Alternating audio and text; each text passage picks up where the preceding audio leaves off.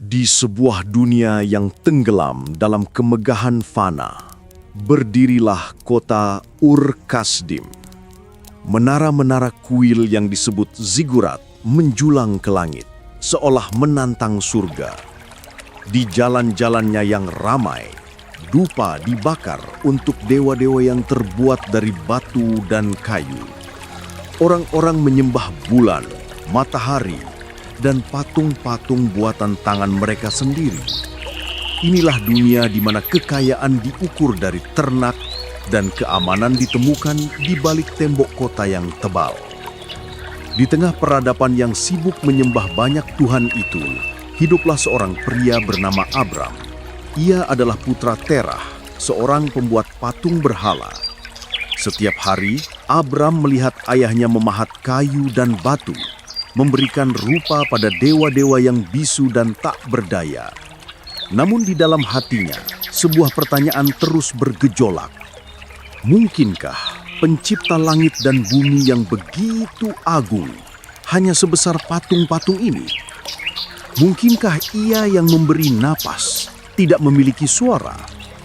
Dunia di sekelilingnya riuh dengan ritual, tetapi jiwa Abram sunyi, merindukan sesuatu yang lebih nyata, lebih abadi.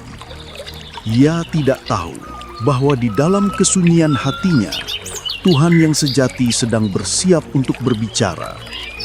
Suatu malam ketika kota Ur tertidur di bawah tatapan dewa bulan yang mereka sembah, sebuah suara yang berbeda memenuhi kalbu Abram. Suara itu tidak datang dari kuil, tidak pula dari patung. Suara itu agung, namun personal, menggetarkan jiwanya sampai ke dasar.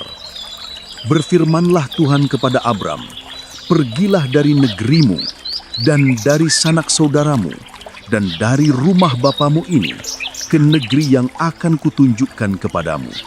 Aku akan membuat engkau menjadi bangsa yang besar, dan memberkati engkau, serta membuat namamu masyhur. Dan engkau akan menjadi berkat." Kejadian 12 ayat 1-2. Abram terhenyak, pergi, meninggalkan Ur, kota kelahirannya, meninggalkan keamanan, sanak saudara, dan semua yang ia kenal. Pergi ke sebuah negeri yang bahkan belum disebutkan namanya. Ini adalah sebuah perintah yang tidak masuk akal. Ini adalah sebuah panggilan menuju ketidakpastian. Ia menatap Sarai, istrinya. Wajah wanita yang ia kasihi itu sudah menunjukkan garis-garis waktu. "Sarai," bisiknya ragu, "aku mendengar suara Tuhan yang Esa. Ia menyuruh kita pergi." Sarai menatap mata suaminya, melihat ketulusan dan sedikit kegentaran di sana. Di dunia di mana dewa-dewa mereka tidak pernah berbicara, janji dari Tuhan yang hidup adalah sebuah keajaiban yang menakutkan sekaligus menakjubkan. Dan disinilah iman pertama kali diuji. Bukan di medan perang, bukan di atas mezbah, tetapi dalam sebuah keputusan sederhana untuk melangkah keluar dari zona nyaman. Abram memilih untuk percaya pada suara yang ia dengar daripada kenyataan yang ia lihat. Ia mengumpulkan hartanya, keluarganya, dan bersama Sarai dan keponakannya Lot, ia memulai perjalanan imannya. Langkah pertama meninggalkan Ur adalah langkah pertama menuju takdirnya sebagai bapa orang percaya. Perjalanan itu berat. Padang gurun yang terik menjadi rumah mereka. Debu menjadi selimut mereka.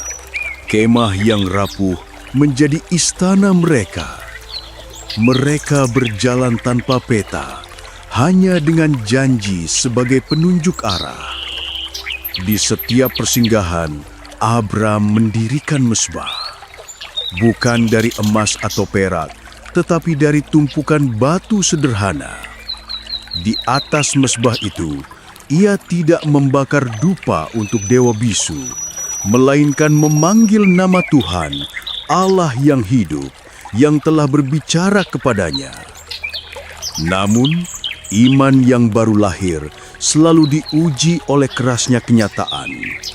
Tanah Kanaan dilanda kelaparan hebat, lumbung-lumbung kosong, tanah retak dan kering. Perut yang lapar mulai menggoyahkan janji di hati. Ketakutan menyelinap masuk. Abram, sang pahlawan iman, ternyata masih seorang manusia. Ia memutuskan untuk pergi ke Mesir, negeri yang subur, tanpa bertanya kepada Tuhan. Di gerbang Mesir, ketakutan itu semakin menjadi. Ia melihat kecantikan Sarai dan berpikir, mereka akan membunuhku karena menginginkan istriku. Imannya goyah. Ia yang berani meninggalkan negerinya karena panggilan Tuhan, kini takut pada manusia. Katakanlah engkau adikku, bisiknya pada Sarai. Sebuah kebohongan lahir dari bibir orang yang dipanggil untuk menjadi berkat. Dan benar saja, Sarai dibawa ke istana Firaun. Abram menerima banyak harta sebagai gantinya, tetapi hatinya hampa. Ternak dan emas tidak bisa menggantikan damai sejahtera yang hilang. Namun Tuhan tidak pernah meninggalkan umatnya, bahkan ketika mereka goyah. Tetapi Tuhan menimpakan tulah yang hebat kepada Firaun dan seisi istananya karena Sarai, istri Abram itu. Kejadian 12 ayat 17. Tuhan menjaga kesucian janjinya, bahkan ketika Abram gagal menjaganya. Firaun yang ketakutan mengembalikan Sarai dan mengusir Abram dari Mesir. Pelajaran itu pahit, namun berharga. Perlindungan Tuhan jauh lebih kuat daripada tipu daya manusia. Kembali ke tanah perjanjian, Abram telah belajar. Imannya bertumbuh melalui kegagalannya. Ia kini lebih berserah, lebih percaya. Hal itu terbukti ketika perselisihan muncul antara para gembalanya dan gembala Lot. Tanah tidak cukup untuk ternak mereka yang begitu banyak. Alih-alih bertengkar, Abram menunjukkan kebesaran hatinya. Janganlah kiranya ada perkelahian antar aku dan engkau, katanya pada Lot. Pilihlah dahulu, jika engkau ke kiri, aku ke kanan. Jika engkau ke kanan, aku ke kiri. Abram yang lebih tua dan berhak memilih, justru memberikan pilihan pertama kepada Lot. Ia tidak takut kehilangan tanah yang terbaik karena ia tahu sumber berkatnya bukanlah tanah, melainkan Tuhan yang menjanjikan tanah itu. Lot memilih lembah Yordan yang subur, yang tampak seperti taman Tuhan. Abram tinggal di tanah Kanaan yang lebih kering. Namun setelah Lot pergi, Tuhan kembali berbicara, "Pandanglah sekelilingmu, dan lihatlah dari tempat engkau berdiri itu ke timur dan barat, utara dan selatan. Sebab seluruh negeri yang kau lihat itu akan kuberikan kepadamu dan kepada keturunanmu untuk selama-lamanya. Dan aku akan menjadikan keturunanmu seperti debu tanah banyaknya." Kejadian 13 ayat 14-16. Tahun-tahun berlalu, janji itu terus bergema, tetapi rahim Sarai tetap terkunci. Langit malam Kanaan yang cerah menjadi saksi bisu penantian Abram. Ia mulai menua, keraguan kembali menyelimuti hatinya. Suatu malam, ia memberanikan diri berbicara kepada Tuhan. "Ya Tuhan Allah, apakah yang akan Engkau berikan kepada aku? Karena aku akan meninggal dengan tidak mempunyai anak." Lalu Tuhan membawanya keluar dan berfirman, "Coba lihat ke langit, dan hitunglah bintang-bintang, jika engkau dapat menghitungnya." Maka firman-Nya kepadanya, "Demikianlah banyaknya nanti keturunanmu." Lalu percayalah Abram kepada Tuhan, maka Tuhan memperhitungkan hal itu kepadanya sebagai kebenaran. Kejadian 13 ayat 15-16. Di bawah taburan bintang yang tak terhitung, iman Abram diteguhkan. Namun penantian adalah ujian yang paling berat. Sarai, dalam keputusasaannya, memberikan sebuah solusi manusiawi. "Hampirilah hambaku Hagar, Katanya, "Mungkin oleh dia aku dapat memperoleh seorang anak." Abram dalam kelelahannya menanti, setuju. Dari persatuan itu, lahirlah Ismail. Sebuah jawaban, tetapi bukan jawaban dari Tuhan. Kehadiran Ismail justru membawa perselisihan dan air mata di dalam kemah mereka. Sekali lagi, Abram belajar bahwa mencoba membantu Tuhan dengan cara manusia hanya akan mendatangkan kerumitan. Ketika Abram berusia 99 tahun, saat harapan seolah sudah padam, Tuhan menampakkan diri lagi. Kali ini, Ia menetapkan sebuah perjanjian kekal. Ia mengubah namanya dari Abram, Bapa yang Agung, menjadi Abraham, Bapa sejumlah besar bangsa. Sarai putriku menjadi Sara, putri raja. Tuhan berjanji, dari Sara seorang putra perjanjian akan lahir. Beberapa waktu kemudian, 3 orang musafir misterius datang ke kemah Abraham di panas terik hari. Abraham menyambut mereka dengan hormat luar biasa. Ia tidak tahu bahwa ia sedang menjamu Tuhan sendiri.